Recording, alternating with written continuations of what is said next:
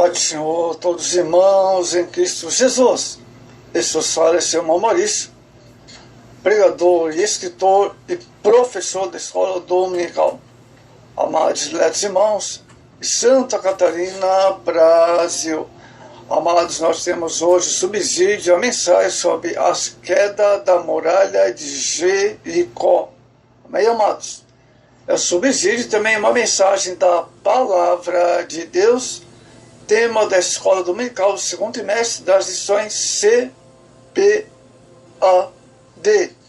Amados, vamos ler então Josué 6, verso 1, a base da mensagem. Ora, Jericó cerrou-se e estava cerrada por causa dos filhos de Israel. Nenhum deles saía e nem entrava, ou seja, estavam fechadas na entrada e na saída.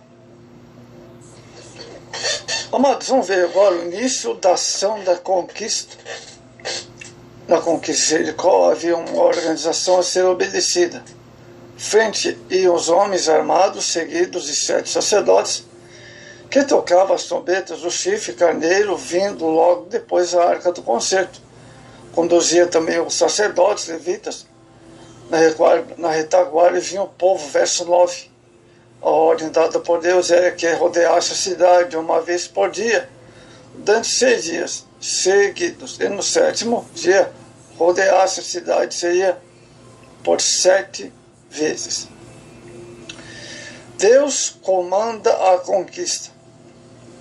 Josué ordenou expressamente ao povo para que, enquanto estivesse rodeando a cidade, não gritasse, nem tampouco falasse de um com o outro, até o dia em que dissesse gritai, verso 10.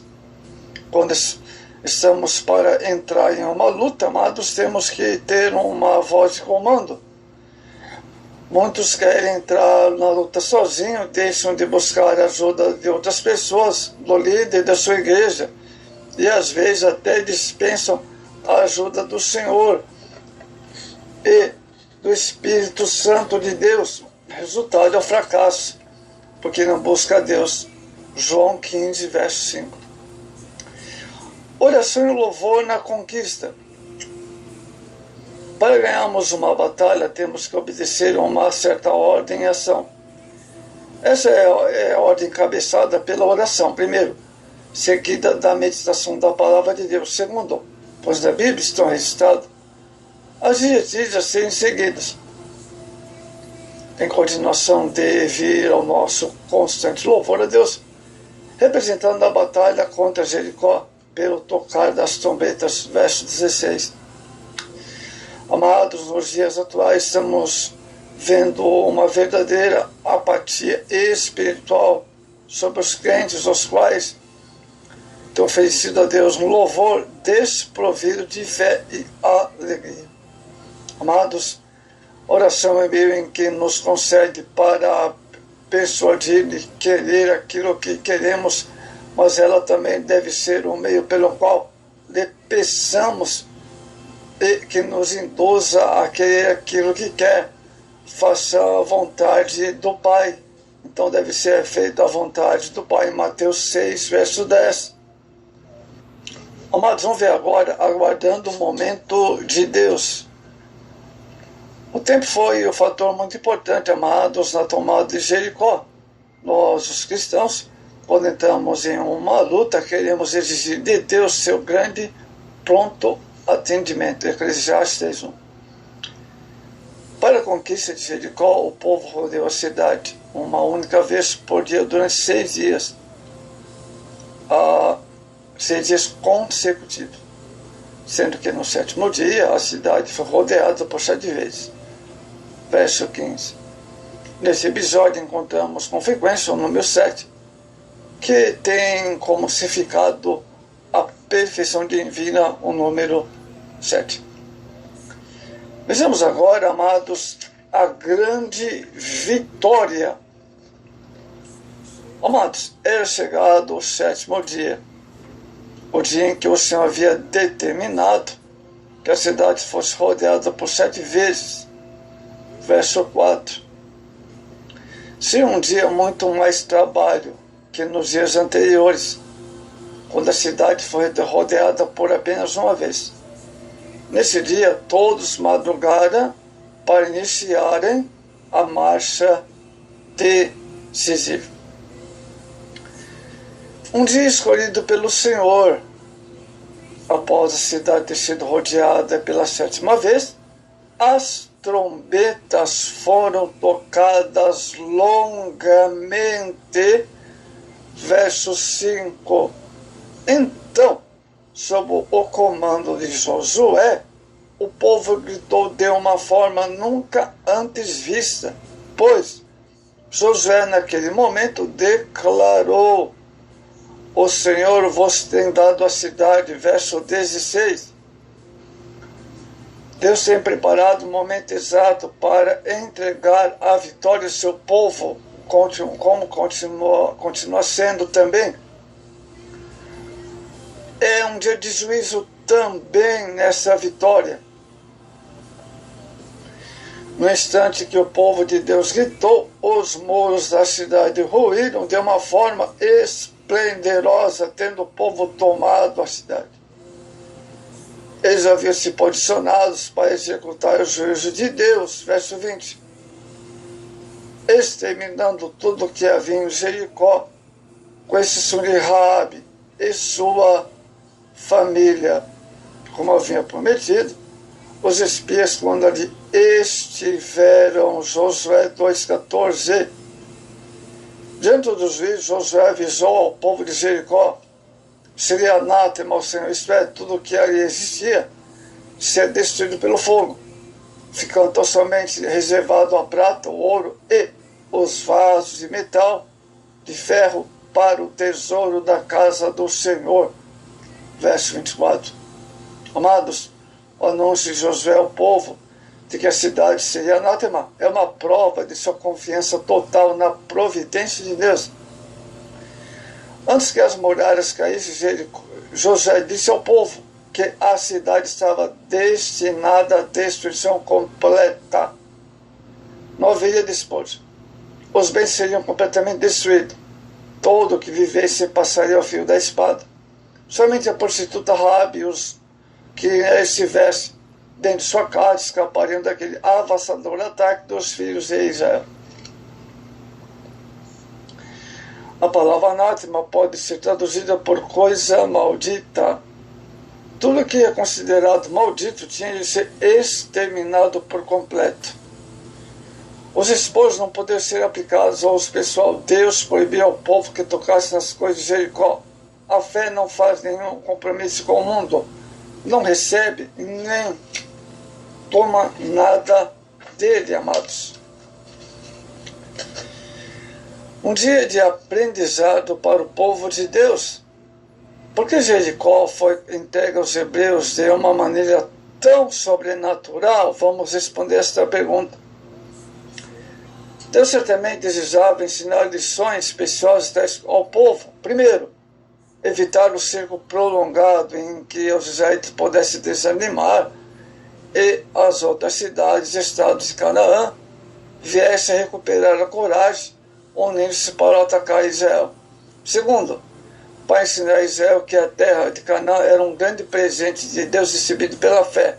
Terceiro, para aumentar a fé dos israelitas, a fim de que eles ganhassem as batalhas futuras. As muralhas, amados, de nosso dia a dia também caem quando confiamos na providência de Deus. O Senhor é o nosso refúgio, nossa força. Ele é o socorro que não falta em tempos de aflição. É o mesmo que manifestou seu poder, a glória dos antigos. Continua sendo nosso refúgio e salvação. A destruição de Jericó é o justo juízo de Deus, amados divinos, contra um povo iníquo que chegou ao limite máximo suportado por Deus. Deuteronômio 9, o verso 9, o capítulo 9, mais precisamente o verso 4 e 5. Deus aniquilou os moradores daquela cidade e demais habitantes de Canaã. Sua idolatria terrível, a abominação de idolatria e práticas idólatras, porque eles se entregaram totalmente à depravação moral. Olha só. Amados, a destruição total dos cananeus era necessária para a salvaguarda de Israel da destruidora influência da idolatria e do pecado daqueles povos. Deus sabia que aquelas nações ímpias continuassem a existir. Os israelitas seriam facilmente influenciados e levados a práticas abomináveis ao Senhor. Deuteronômio 20, verso 18. Podemos aprender nesta passagens que o povo de Deus deve manter-se separado da sociedade ímpia ao seu redor. Entretanto, ainda que quando o pecado de um povo atinge o ponto máximo de tolerância de Deus, a sua misericórdia cede ao lugar de juízo. Ele estava aplicado a esse mesmo princípio quando o dilúvio e da destruição de Sodoma e Gomorra. Podemos ainda concluir que a destruição daquela geração de cananeus tipifica o pronunciamento do juízo final de Deus sobre os ímpios no fim dos tempos. Amados, Jericó e a sua impiedade representam as forças do mal. A Bíblia afirma que o Senhor tem dado à sua igreja armas poderosas para destruir as fortalezas do mal, segundo Coríntios 10:4. A igreja de Cristo, a exemplo de Israel, está cercada de inimigos, mas todos eles perderão a batalha se nós soubermos usar nossas armas espirituais, amados. Canaã foi conquistada pelos israelitas em 3 guerras, durante o período aproximado de 7 anos. Jericó é chamada cidade das palmeiras, Deuteronômio 34:3, visto que estava rodeada de palmeiras e situada em uma área verde de oásis no Vale do Jordão. Era cercada de muros, naquela oportunidade estava fechada. Ninguém saía e ninguém entrava. A cidade tinha uma área aproximadamente de 32 quilômetros. Era uma cidade fortaleza. Seus muros tinham cerca de 9 metros de altura e 6 metros de espessura. Jericó era considerada uma cidade invencível na época. A chave de toda estratégia bélica de Josué era a conquista de Jericó, visto que ficaria demonstrado que o Deus de Israel era superior aos deuses dos cananeus. Algumas coisas interessantes sobre essa cidade de Jericó nessa conclusão. A cidade era extremamente fortificada num período da Idade do Bronze I, o tempo da conquista, de acordo com a cronologia bíblica, Josué 2:5 e 6:2. Segunda coisa importante, a cidade foi maciçamente destruída pelo fogo, Josué 6:24. Terceira coisa importante, terceira evidência, os muros de fortificação caíram ao mesmo tempo em que a cidade foi destruída, possivelmente por uma atividade sísmica, ou seja, se tem ideia que foi um terremoto, Josué 6:20. A destruição desta cidade, amados, ocorreu no tempo da colheita, ou seja, na época da primavera, conforme indicado por grandes quantidades de grãos estocados na cidade. Josué 2:6, 3:15 e 5:10. Quinta evidência sobre Jericó: o ataque a Jericó foi breve, uma vez que o grão estocado na cidade não foi consumido. Josué 6, verso 15 ao 20. Sexta evidência sobre a cidade de Jericó: os grãos não foram saqueados como eram usualmente na antiguidade, de acordo com a ordem divina. Josué 6:17. Sétima evidência arqueológica sobre a cidade de Jericó: os habitantes não tiveram nenhuma oportunidade de fugir com os produtos alimentícios. Josué 6:1. Oitava evidência arqueológica sobre a cidade de Jericó: Jericó ficou abandonada por um período seguinte de destruição, de acordo com a maldição de Josué, capítulo 6, e o verso 26. Amado, Jericó é uma das mais formidáveis cidades do mundo antigo. Tornava-se o maior obstáculo para Israel desde a saída do Egito. Era uma cidade fortaleza, suas altas torres, muralhas, tornava-se praticamente indestrutível.